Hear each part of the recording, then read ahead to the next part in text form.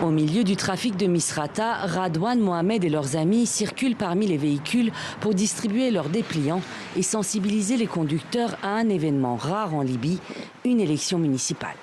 Par le passé, les élections n'existaient pas. C'est une notion nouvelle dans le pays. Il faut maintenant que les gens s'y habituent et qu'ils comprennent leur importance. Pour la plupart d'entre eux, ce sera la première élection de leur vie. Le scrutin concerne plus d'un tiers des municipalités du pays et près de 200 000 électeurs. Il se tient pour la première fois depuis une décennie dans une Libye ravagée par l'instabilité et les violences depuis la chute de Mouammar Kadhafi en 2011. À travers ces élections et celles à venir, on essaie de donner aux gens un sentiment positif pour raviver leurs rêves, leur engagement passé et de faire en sorte qu'ils se rendent à nouveau aux urnes et choisissent des candidats qu'ils souhaitent élire, des candidats dont ils admirent le projet électoral. Parmi les candidats à Misrata, la troisième ville du pays, on retrouve Nou Zagout. Ce pharmacien âgé de 29 ans s'est porté candidat par défi face aux générations plus âgées qui, dit-il, considèrent les jeunes incapables de diriger les institutions du pays.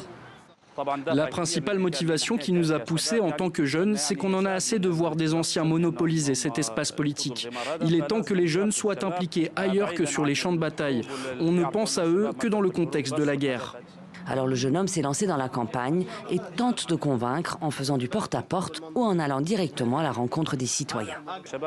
Les jeunes doivent être impliqués dans ces processus politiques démocratiques. On a une partie de la jeunesse qui possède à la fois les connaissances et les compétences nécessaires pour contribuer de manière significative à la vie politique. La Libye se remet lentement de la guerre civile depuis l'instauration d'un cessez-le-feu il y a 4 ans.